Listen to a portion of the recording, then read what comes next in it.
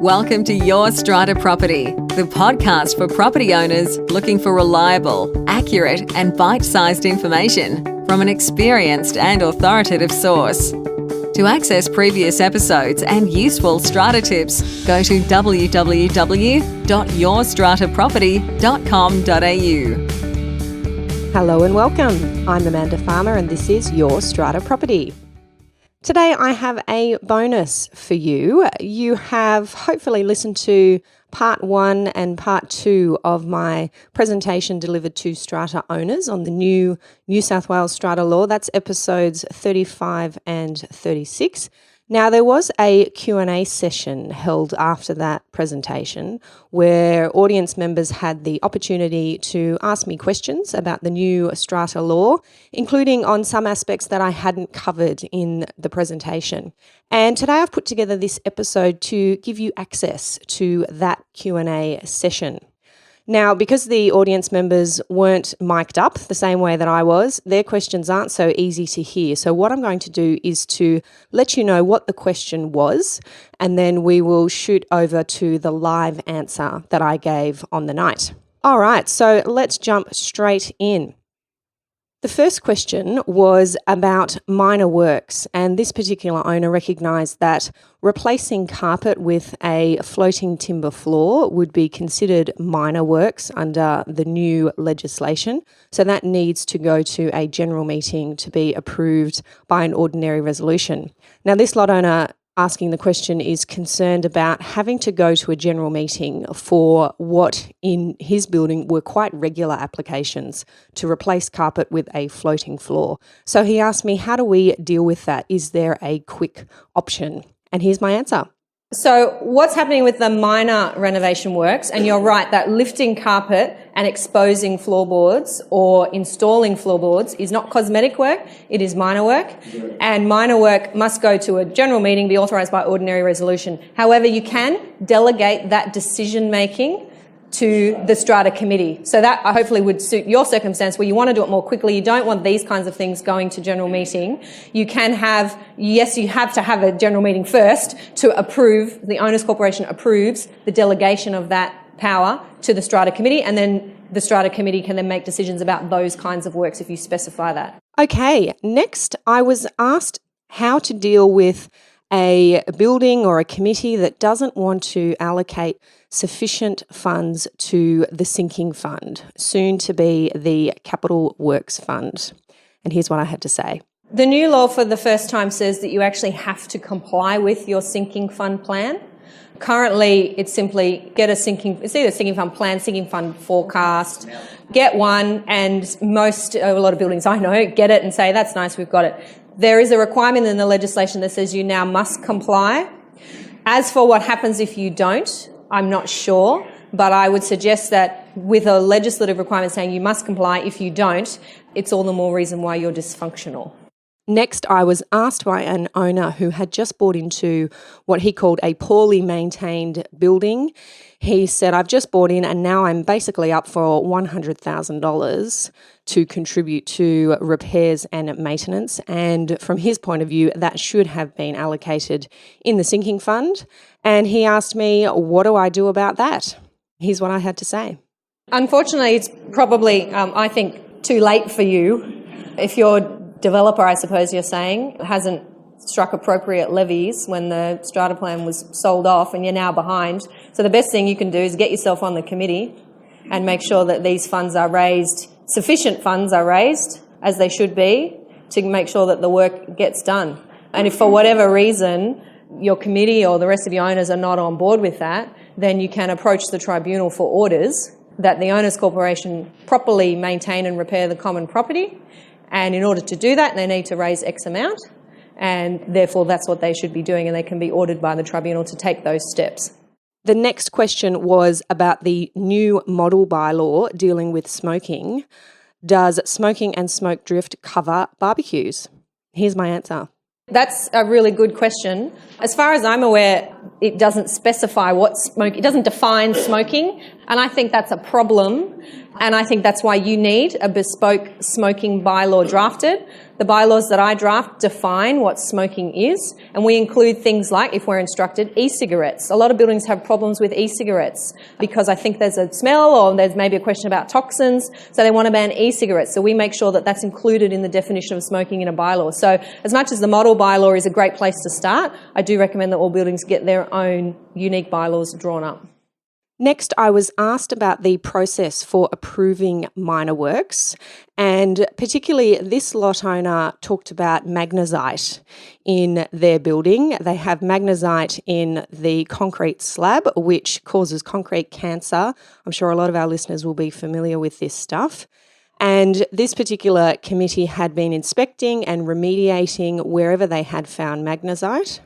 And they were concerned that with the new law, people could now lift their carpet and replace their carpet. That would be considered cosmetic work. That doesn't require any notification to the owners' corporation, and therefore the owners' corporation, the committee specifically, had no way to know whether or not magnesite existed. And this sort of flew in the face of their current procedure, which was if you're doing any renovation works within your lot, if you're lifting your carpet, then please let us know so that we can come in and inspect. They're now concerned that with the new law, cosmetic work, they can just go ahead lifting and replacing carpet. How do we deal with that? And how do we keep in place our procedure for inspecting and remediating the concrete slab? Here's my answer. Minor renovation works, which would include lifting carpet and installing hard flooring, call it. This is where your magnesite's going to be involved. Yes, it has to go to a general meeting on an ordinary resolution. There can be conditions attached to an approval, and the legislation sets this out. This is actually in my paper. If you go and download it, there's a bit more information about how these minor works are approved. You can impose conditions, and they include things like the owner has to be responsible for any damage to the common property that occurs. You have to have your right tradespeople. What I'm thinking is whether you can impose conditions like notifying the owners' corporation to inspect so that they can come and inspect so you can deal with your magnesite issue. There's a real tension in the current law as to if you have an existing bylaw, and I know the one that you have, an existing bylaw that deals with hard flooring and it deals with magnesite issues, what the status of that bylaw is when the new law comes in. Yes, it's still in force, but when the new law says something different, which is you can install hard flooring on an ordinary resolution, there's a conflict. So which prevails? And I've read this law inside out and back to front on that question, and I can't work out the answer. And I've said this to OCN members before. I think if I was before the tribunal, I'd argue for the lot owner that the legislation prevails. We as lawyers learn that. Legislation takes precedence over instruments and rules. But I would also argue for the owners' corporation that the legislation says you must comply with the bylaws. And we have a specific bylaw about flooring, and it says this. So, I'd love for one of my colleagues or strata managers to give me their view and guide me on this, but I haven't worked that one out yet, which one prevails. And it might be something that is worked through the tribunal and we get some kind of direction there. Now, here I had a question about the owners' corporation being responsible for consequential damage to lot property when the owners' corporation is dealing with repairs and maintenance of common property. And what I specifically want to highlight here is that I did refer to a provision in the new legislation that does make owners' corporations responsible for damages suffered by lot owners as a result of the failure to repair and maintain common property. Here's what I had to say about that new section. Now, something interesting that's coming in with the new law. The new law provides that if a lot owner suffers damage from a failure to repair or maintain common property, they can claim that damage from the owners' corporation, but they must do so within 2 years of first becoming aware of the loss. Next, I was asked about air conditioning. This lot owner recognised that air conditioning is considered minor work under the new legislation, the installation of air conditioning. And this lot owner was concerned that air conditioning might constitute a structural alteration. So is it still minor work? The legislation specifically identifies air conditioning as a minor renovation work. So as far as I'm concerned, and it says, I think it says split system air conditioners. So I appreciate what you're saying, that it involves some alterations to the structure. It's probably not going to affect the structural integrity of the building, so not sort of like removing a structural wall. Installing a split system air conditioner, I'd say any engineer would say that's pretty safe. So yeah, the legislation specifically says that it is minor renovation work. So that's an ordinary resolution at a general meeting, so majority vote at a general meeting. Next, I was asked, how much does it cost to draft and register a bylaw? Here's my answer. Well, I can tell you what I'm charging. I charge, just for a straightforward bylaw, I charge $500. That's if you're getting it drafted by lawyers unique to your building. You can get them for free if you're a member of the YSP community. Well, almost for free, $29 a month. And there's a few bylaw templates in there. So $500 for drafting, and then your registration, I think registration fees at the moment are about $140. You have to register them with the LPI. And if you get lawyers to help you register them, we charge a bit on top of that. So something like $900 by the time you've done the registration and paid your disbursements. A lot of strata managers register the bylaws themselves, and they're much cheaper, I'm told. They don't draft them themselves, they register them themselves. Yeah. The next question, great question. When it comes to occupancy limits bylaws or bylaws that prevent overcrowding, there is, of course, an exemption for people who are related. How do we prove that if there are 12 people living in a lot, they are not related and they are in breach of the bylaw? Here's my answer. Very good question. Very good question. That's going to be a problem. And the legislation goes into some detail about what related means. And it deals with things like recognising Aboriginal kinship relations and things like that. So there's a bit in there about related and de facto.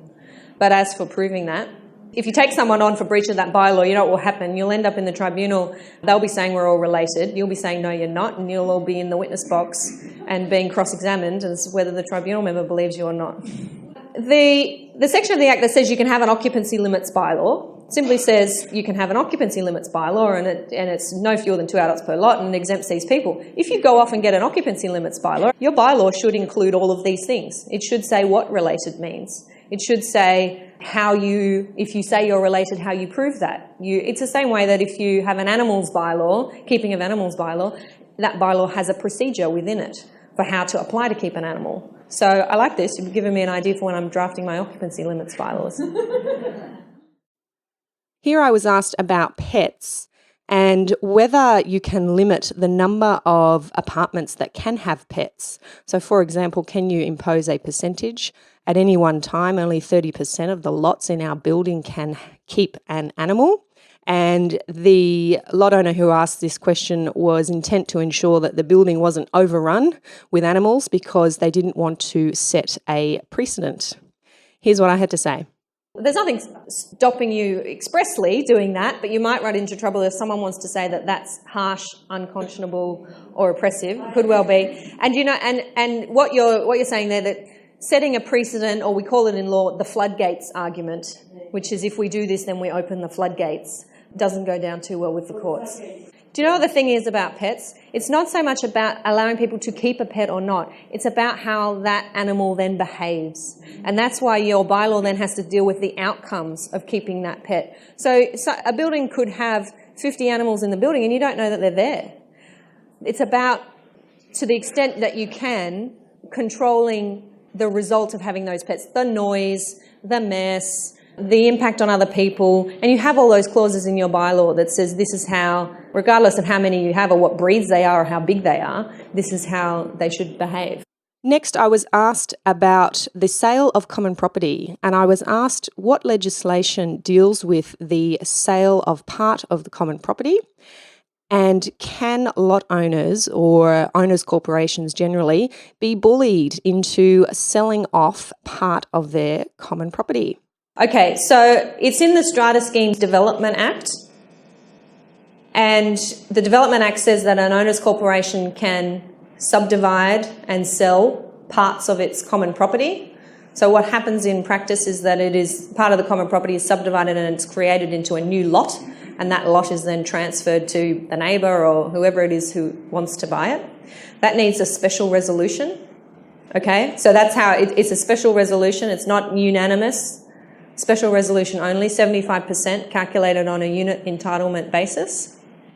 As for anyone forcing the majority to do that when you can't get the vote, I can't see at law how that's possible. They might be huffing and puffing and threatening you. If it's a pure sale, then it needs a special resolution. If they're talking about an exclusive use right, which is a bylaw, then there is an avenue to appeal a rejection of an exclusive use, or now going to be common property rights bylaw, on the grounds of unreasonableness. But as far as I'm aware, if you can't get that special resolution to subdivide and sell common property, it's not going to happen. Here I was asked, how do we change an unfair schedule of unit entitlement? Here's my answer. So it's an application to the tribunal to reallocate unit entitlements. You've got to apply to the tribunal for an order, and you have to show that the allocation of unit entitlements was unreasonable at the time the strata plan was registered. So you have to get valuation evidence going back to the time the strata plan was registered and somehow say that the valuer who set that schedule got it wrong. So you're getting market value evidence from way back then. I've seen some of these, I've run some of these that have been successful. I've seen some that haven't. It really depends on the circumstances, and they are expensive because you have to pay for a valuation report. Yours might be a bit cheaper than most because it's a small building, but I know a lot of big buildings in that situation, and they just say the cost of getting a valuation report for the entire building is prohibitive. Next, I was asked, are there any changes to the requirement to install window safety devices? Here's what I had to say. You're talking about the window locks requirement, which is coming in March 2018. Am I right? Yep. No changes in the new law when it comes to window locks. So that requirement will still take effect in March 2018. You have to have window safety devices installed on all of your exterior common windows that lead out to a drop that is more than 1.7 metres, I think it is. And window safety devices means that it is capable of restricting the opening of the window to 125 mils. And the point here is, it's not that your window can only ever be open to that, it's that there is a safety device installed that can be activated and prevent the window from opening. So if you ain't got no kids in there, take it off. You're probably not going to be activating it, but it is there because the Owners Corporation is required to have it there. Next question. I was asked by a committee member, what are the duties of strata committee members? Are there any changes in that regard? And in particular, has the requirement to act in good faith been removed from the new law? Oh, it certainly doesn't lift a requirement for you to act in good faith. What it actually does is enshrines that requirement, a requirement that has always existed at law. So it's generally not something that I cover too much when I do these workshops, but the new law does have a section that says something along the lines of executive committees must act in good faith. And to the extent that they do act in good faith, then if anything goes wrong, the liability is said to be that of the Owners Corporation rather than the individual committee members. I say that's what the law is. It's what the law has always been. It's what the common law is, we say as lawyers. I think what the new legislation is doing is just making that more accessible and putting it in there for you so that you can read it. You've always had a duty to do things properly. Acting in good faith essentially means that when you need to get advice on something, you get that advice. You don't act like lawyers. You don't act like strata managers. You know what you don't know. And if there's hard decisions to be made, you get some guidance. If you've done all that and oops, you're still wrong, then you are going to be a long way from personal liability. The Owners Corporation might be liable for something and there might be someone else to sue, whether that's the person who gave you the bad advice. But you as committee members personally, you have to do something pretty bad and know that you're doing something pretty bad to get yourselves into trouble. Next, I was asked about the calculation of the maximum number of proxies. So for a building that has more than 20 lots, one person can only hold 5% of the proxies. That's 5% of the total number of lots in the building. So where the 5% doesn't equate to a whole number, what do you do? I suggest you go down because I actually thought about this. So if you got 50 lots, so your 5% is 2.5, you're going to only be able to take 2 because you can't sort of invent the other half. It's like having 1.8 kids. I think you've got one. you know that stat.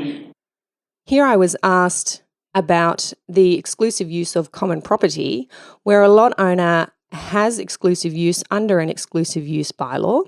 Does their unit entitlement automatically increase, and do their levies therefore increase?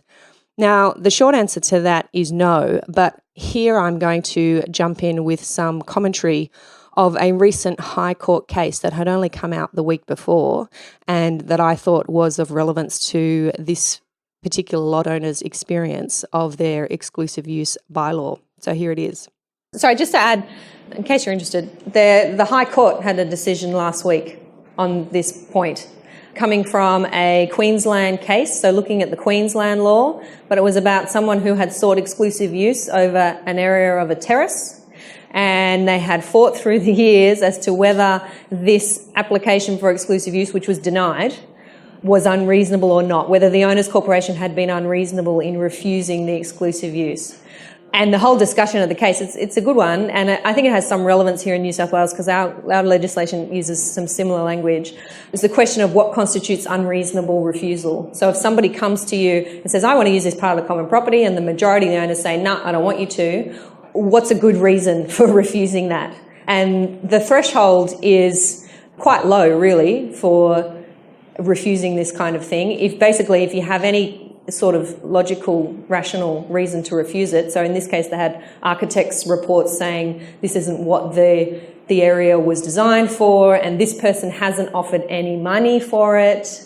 That was a good enough reason to refuse consent to an exclusive use bylaw. Queensland legislation by High Court case, it will be quite persuasive here in New South Wales last week.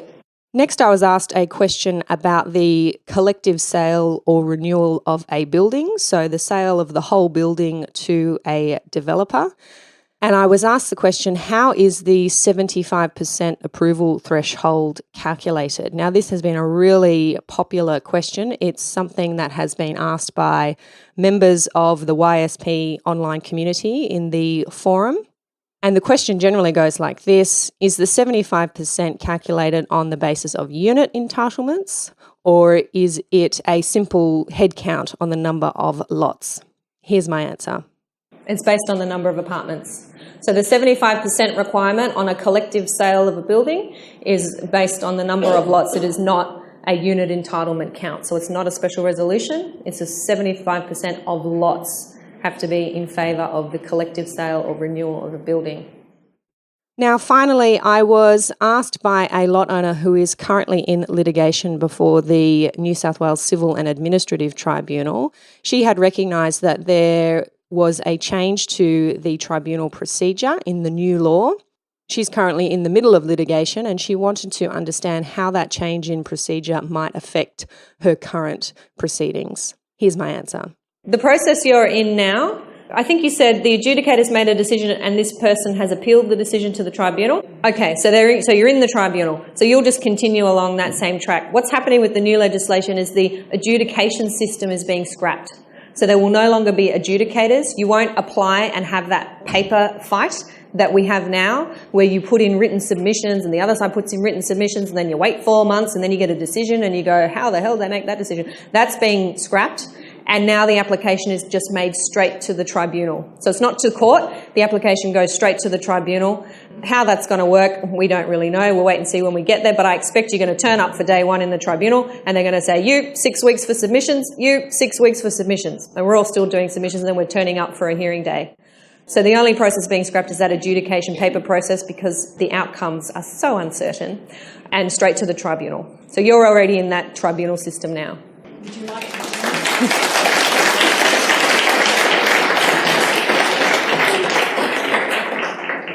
Okay, now that concludes these 3 special episodes on the new New South Wales Strata Law. I hope you have found those episodes really valuable. I know those who attended the presentation on the night certainly got a lot out of it and took a lot back to their buildings and to their committees. Now, as we go to air with this episode, I think there's only about a week until the new law starts here in New South Wales, and I am excited. I hope that you are too. Now, the video of this presentation is available to members of the YSP online community. If you are not a member but you'd love to check that out, head over to yourstrataproperty.com.au/membership. We would love to have you as a member of our community. Thanks for joining me. Catch you next time. Thank you for listening to Your Strata Property, the podcast which consistently delivers to property owners reliable and accurate information about their strata property. You can access all the information below this episode via the show notes at www.yourstrataproperty.com.au. You can also ask questions in the comments section, which Amanda will answer in her upcoming episodes. How can Amanda help you today?